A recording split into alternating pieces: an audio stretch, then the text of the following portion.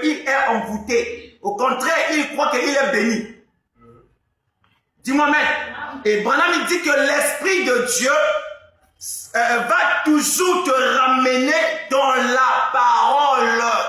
Amen. Celui qui a l'Esprit de Dieu ne peut jamais résister à la parole de Dieu. Amen. Celui qui a l'Esprit de Dieu, il dépend de la parole de Dieu. Amen. Alléluia. Amen. Et celui qui est envoûté dépend de ces choses-là, qui sont contraires à la parole.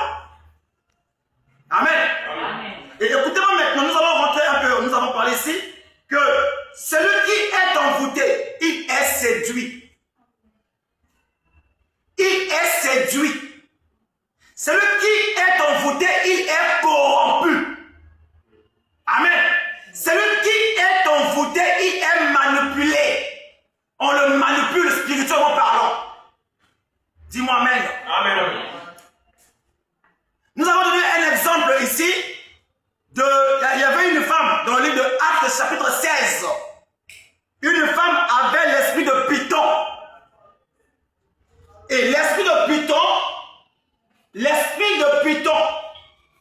donnait à la femme là une capacité de présager l'avenir. Amen.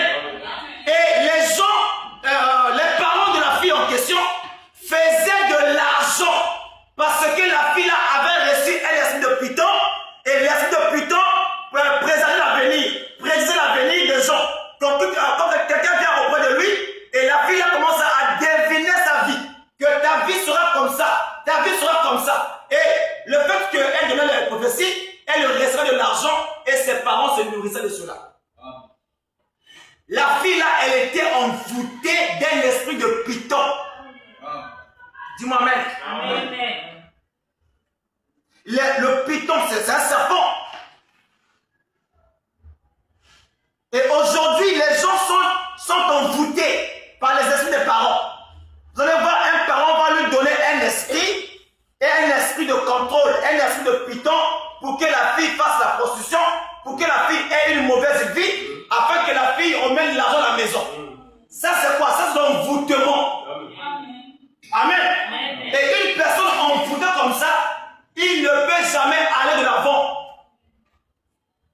Nous avons vu encore dans la Bible encore que Samson, il était loin de l'Éternel. Samson, il était un fils de Dieu. Dis-moi amen. Amen. Mais Samson, il était envoûté. Frère Branham dit que tu peux être un enfant de Dieu, mais tu vis dans l'envoûtement. Dis-moi amen.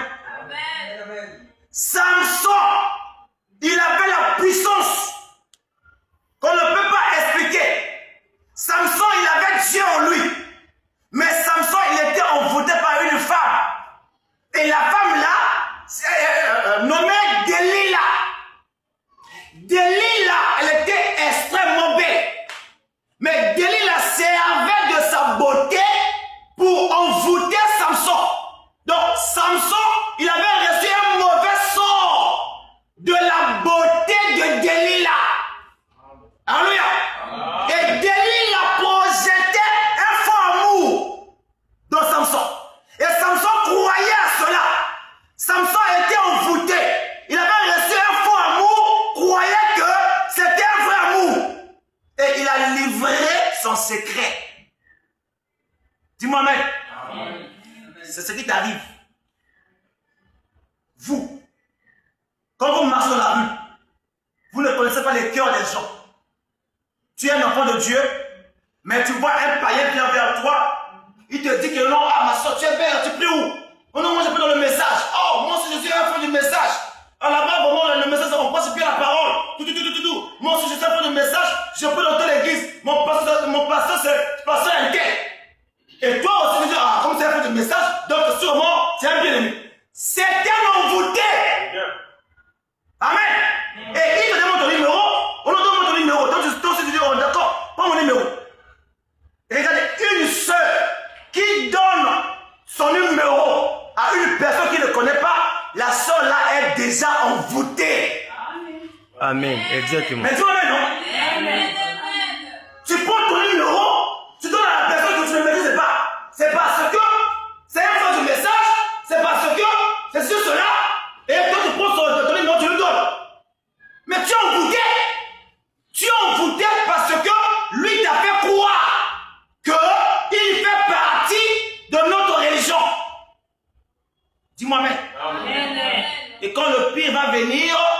Tu vas dire quoi? Que je regrette d'avoir connu ce monsieur. Mais tu es envoûté. Tu avais reçu un mauvais sort. Et tu vis par ce sort-là. Amen. Un envoûté ne sait pas qu'il est envoûté. Un envoûté, il est fasciné. Un envoûté, il est fasciné. Il est séduit. Il est manipulé. Amen. Un chrétien qui est manipulé, c'est un envoûté. Aujourd'hui, nous avons les chrétiens fanatiques. Un chrétien fanatique n'ira pas au ciel. Un chrétien fanatique, c'est un envoûté. Il n'a pas l'esprit de Dieu. Il a reçu l'esprit de l'infériorité. Il croit seulement c'est plus que Dieu. Dis-moi Amen. Dis-moi Amen. Amen. Dans le message, nous allons voir que vous allez voir que le pasteur va dire que non, vous devez croire votre pasteur à 100%. Oui. Frère Branham continue. Croyez à votre pasteur à 100% aussi longtemps il se tient dans la parole. Amen. Amen. Et aujourd'hui, nous avons les fanatiques envoûtés dans le message. Un envoûté n'ira pas au ciel. Un fanatique n'ira pas au ciel. Dis-moi Amen. Frère, sortez dans l'envoûtement. Soyez désenvoûtés. Recevez l'Esprit de Dieu en vous.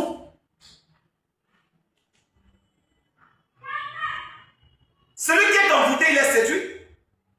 Celui qui est envoûté, il est manipulé. On le contrôle. Vous allez voir, il y a des gens qui vivent le message par l'esprit de contrôle. Donc lui, il est contrôlé parce que un tel, si il veut faire quelque chose, il dit ah non, moi je suis contrôlé. Ça, c'est un envoûté. Il a reçu un mauvais sort. Dis-moi Amen.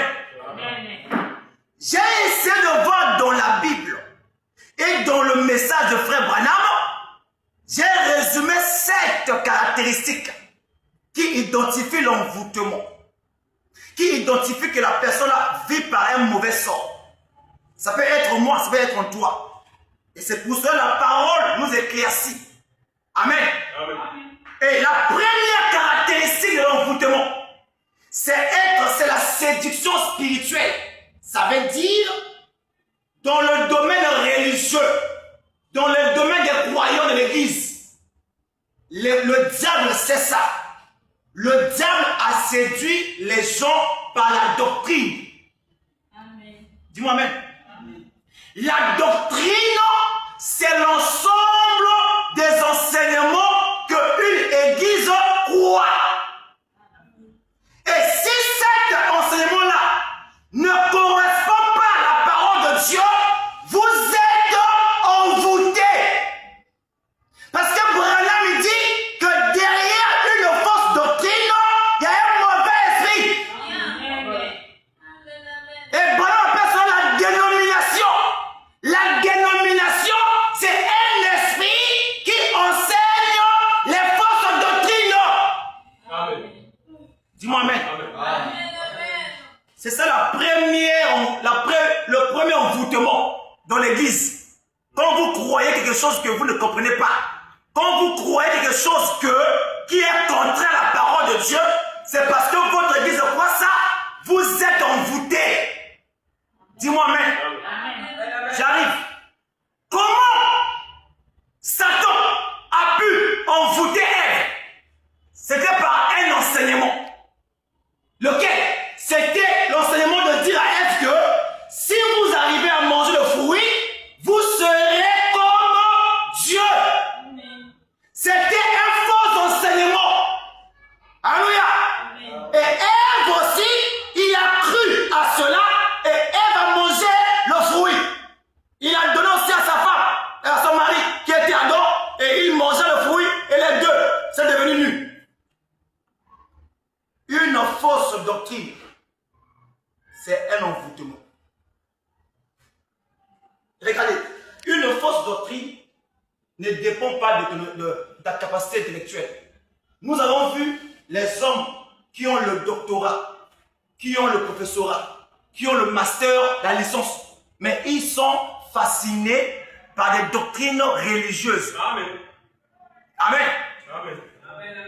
Vous allez voir une personne qui croit bêtement ce qui est contraire même à la nature.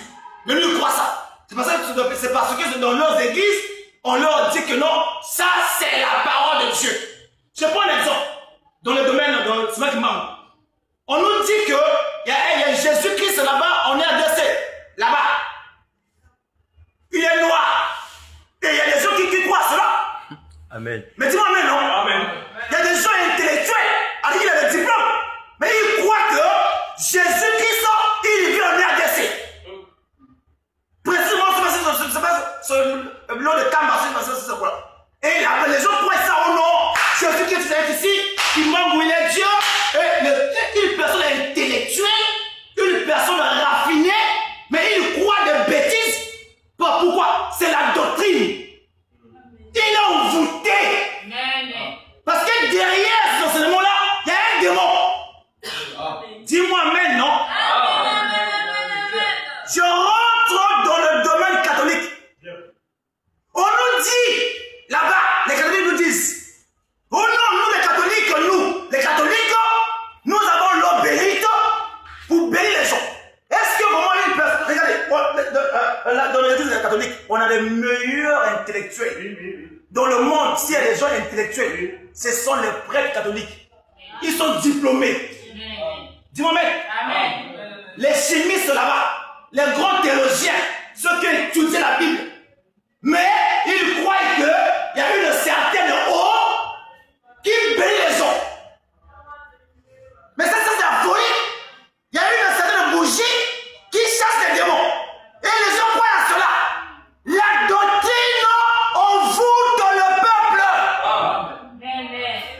Dis-moi amen. Il croit qu'il y a une certaine Marie. Oh non, Marie, elle n'est pas morte. Marie, elle est ressuscitée. Elle est partie au ciel. Marie, c'est elle l'intermédiaire ou quoi? La médiatrice qui nous permet d'aller, nos prières aillent vers Jésus. Et les gens croient ça. Hein? Dis-moi amen. Mais dans la Bible, on ne parle pas Marie comme une médiatrice. Mais les gens croient que Marie, c'est la mère de Dieu. Est-ce que Marie est la mère de Dieu? Mais les gens